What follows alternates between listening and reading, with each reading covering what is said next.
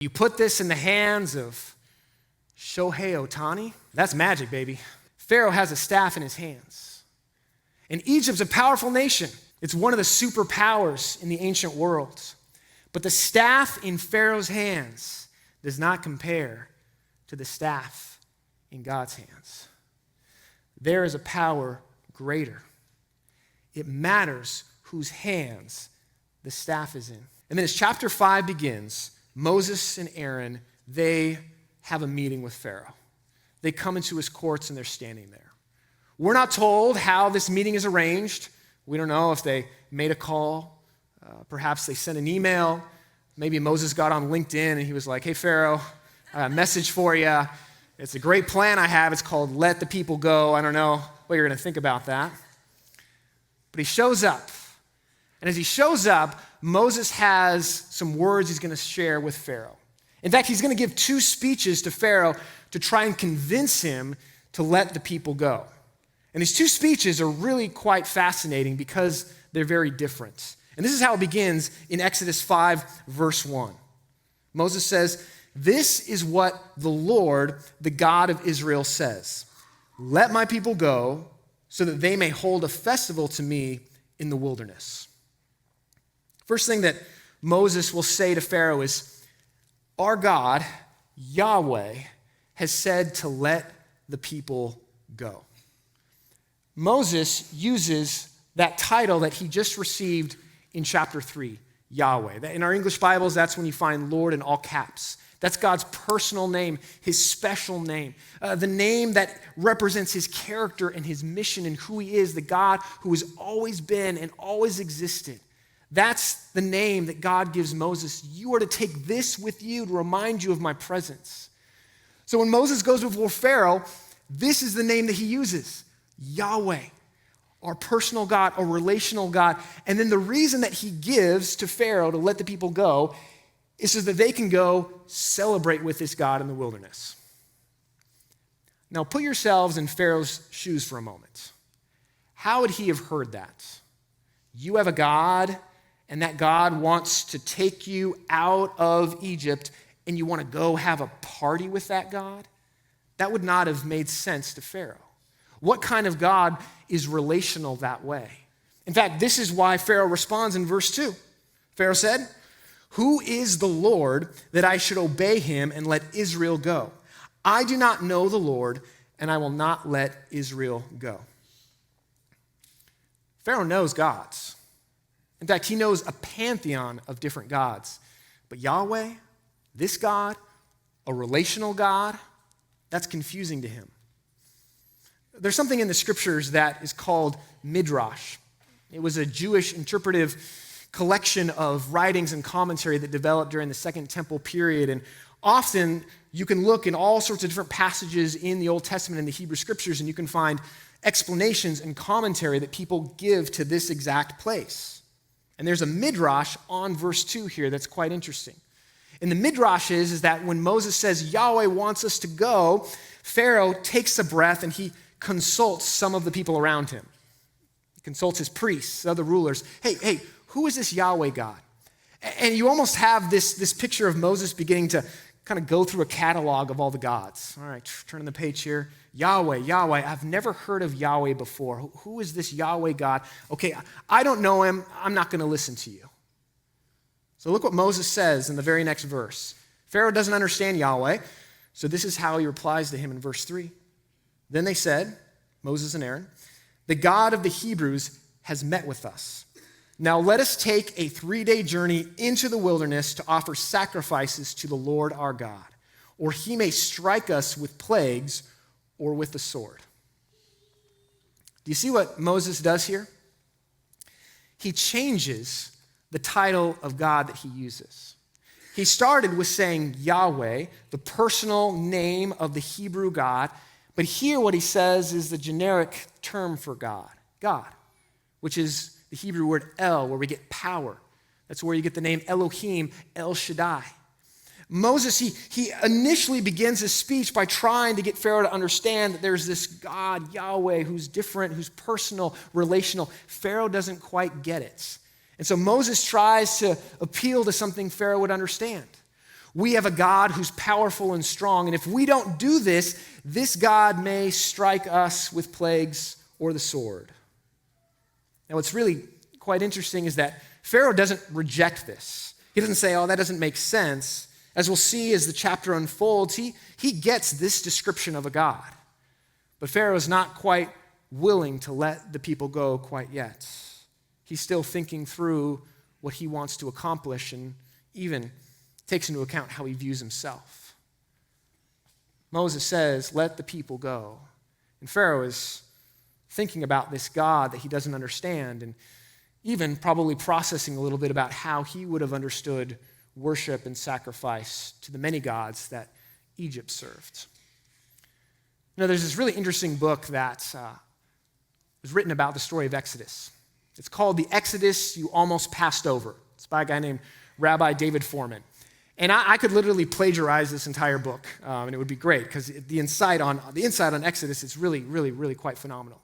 But one of the things that David Foreman argues is that the book of Exodus has a dual purpose. We tend to think of Exodus as the story of God just freeing the people out of slavery in Egypt, and that's part of it, but there's more going on.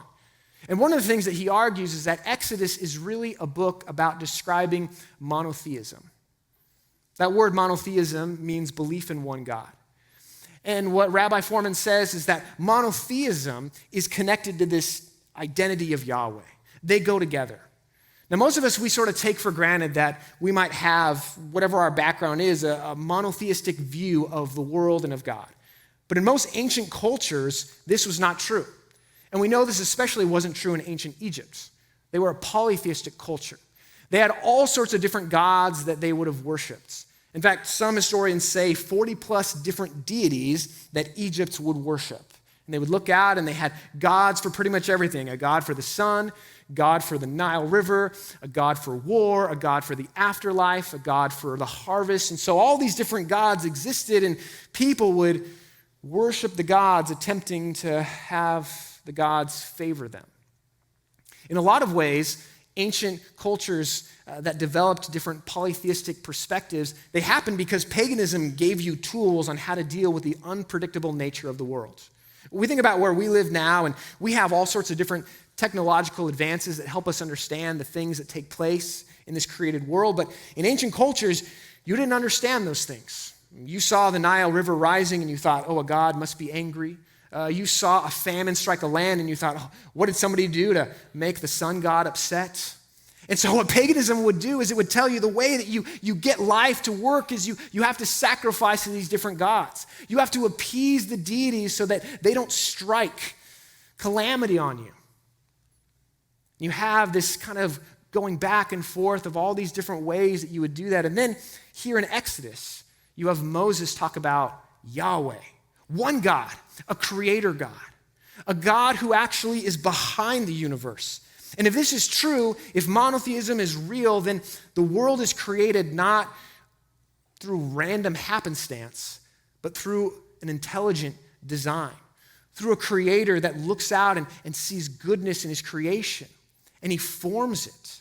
And if that is true, then sacrifice is not about trying to appease this God because the God's angry at you. Sacrifice actually becomes this expression of gratitude, of saying this God really is someone who shows love because he's created. That is exactly what Exodus is trying to explain to us. In fact, the Torah will say that the most direct connection to monotheism is love. That Yahweh's name is a reminder of his presence and his goodness, and that he creates from love. So David Foreman, what he's arguing is that Exodus has this dual purpose. Yes, it's about freeing the Israelites, but it's also about establishing the knowledge of Yahweh as the creator. So when Moses goes before Pharaoh, he's talking to him in such a way to educate him, to tell him that there is another God, a God who is above all of these smaller deities that Egypt would worship. And that is where the clash begins to happen. Now Moses, he says these words to Pharaoh, and Pharaoh hears it, and it makes sense to him. Okay, you have a powerful God. Egypt has a lot of powerful gods, okay, but I'm not quite convinced that I should let the people go. I haven't seen evidence yet of your God and what he can do. And so Pharaoh gets upset at this. And maybe even in some ways, Pharaoh feels like his power is being challenged. His authority, his status is being challenged by what Moses is saying. And so this is how Pharaoh responds, Exodus 5, 6 through 9. He says, "You are no longer to supply the people with straw for making bricks. Let them go and gather their own straw, but require them to make the same number of bricks as before. Don't reduce the quota. They are lazy. That is why they are crying out, 'Let us go and sacrifice to our God.'" Then he says in verse 9, "Make the work harder for the people, so they keep working and they pay no attention to lies." On the one hand, it seems as if Pharaoh has a bit of an overreaction here, throws himself a little conniption fit. He says, "Oh, you're going to challenge me? You have a God that is strong and is powerful, and that should be reason enough for me to let the people go? No, that's not going to happen. I'm the one on the throne, so I'm actually going to make work more difficult for your people. I'm going to require them to continue making bricks, continue to have this back-breaking labor, but now no straw." And so you imagine the people of Israel, they feel overwhelmed by this, just now more and more oppression that's happening to them. Not only do they have the same quota of bricks to make, but now they have to gather their own straw. And so they go before Moses after this and say, "Moses, what are you doing? You were supposed to be the deliverer. You were supposed to help us. You've made life more challenging. You've made it more difficult.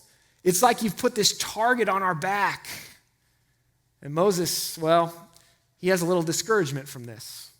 Once again, he thought he was going to help the people and lead them out, and now he's feeling like he's messed up. So right after this, Moses, he goes to God and he vents. He says, "God, I thought this was your plan of deliverance. I thought we were leading the people out. Remember, that's what you said to me in the wilderness. We've made life more difficult, more challenging. The people are hurting." What God does is he responds to Moses here and gives him a little pep talk. It's kind of like the first quarter didn't go so well for Moses and Pharaoh. Some adjustments need to be made. Maybe that first round of this duel between Moses and Pharaoh, Moses took a couple shots. He's feeling a bit dizzy.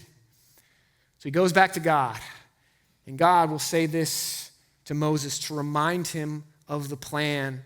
Exodus 6, 1 through 2.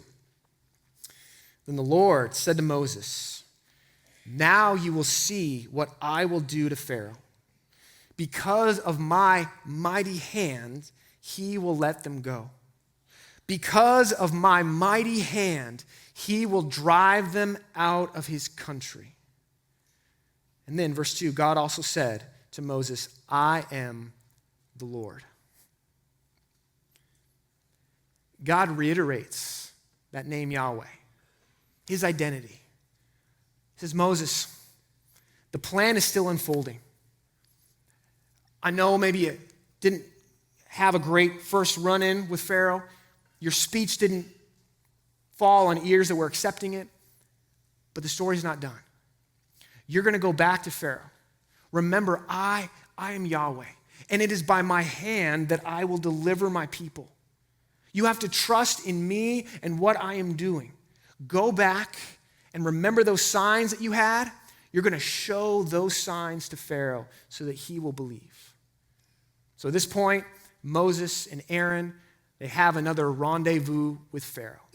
They go back to Egypt. They take with them their staffs, those signs that God told them to take with them. And they come before Pharaoh. And we're told in Exodus chapter 7 that what they do is they throw the staff on the ground and it turns into a snake. There's the sign that God had for them. Throw the staff, it becomes a serpent. Now in the story, it's almost as if Pharaoh laughs at this. He sees the staff turn serpent. And he says, "Is that all you got? That's your powerful God? A staff into a serpent?"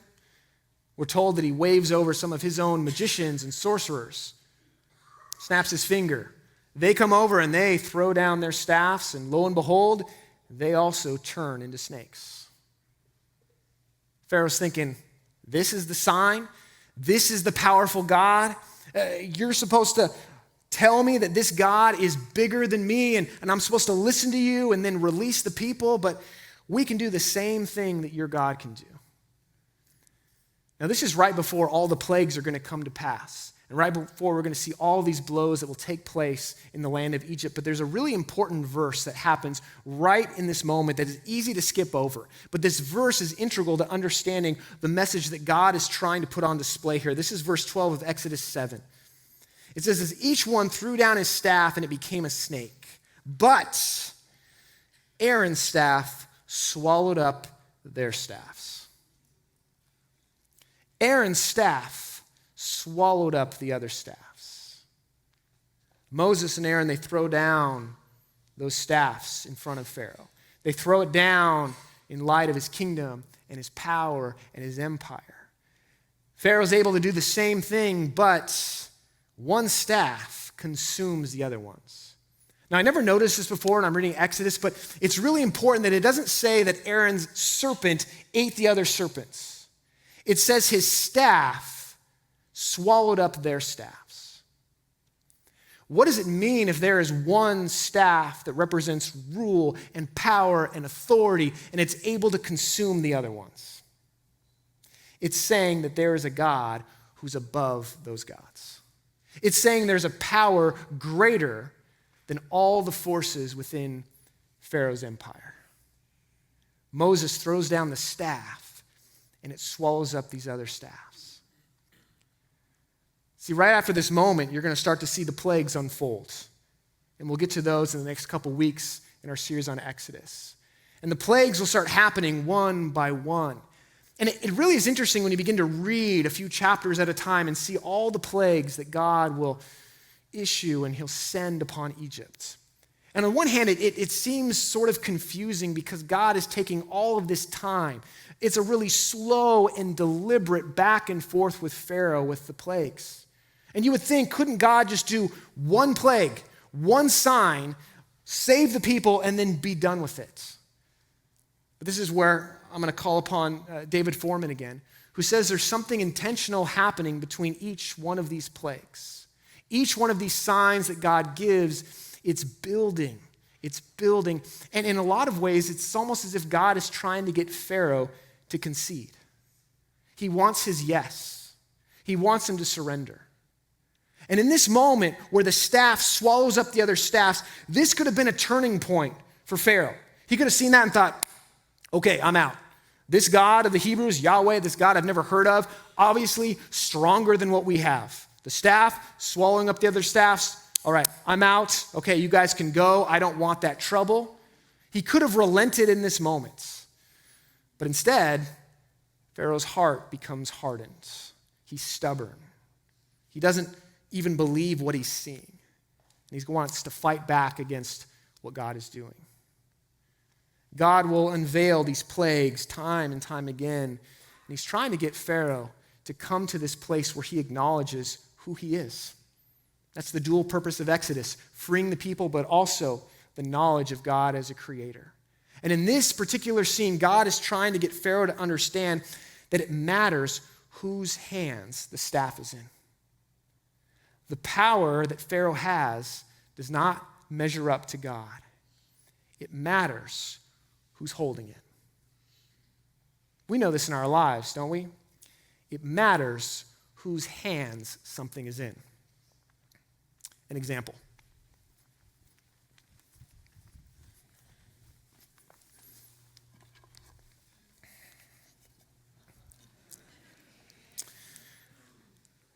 Now, I don't want you to think that I hide weapons around the stage. I don't normally, all right? This here bat, Louisville Slugger, I'm going to tell you, in my hands, this does not do much. You know, probably what this does is it gets a hit in a slow-pitch softball game. I think that's the extent of what I can do. But you put this in the hands of Shohei Ohtani, ooh, that's magic, baby. That's power. That's something spectacular. Pharaoh has a staff in his hands. And Egypt's a powerful nation. It's one of the superpowers in the ancient world. But the staff in Pharaoh's hands does not compare to the staff in God's hands. There is a power greater. It matters whose hands the staff is in. I called this message Speeches and Staffs because the point of God's promised deliverance is for Moses to understand what God is up to.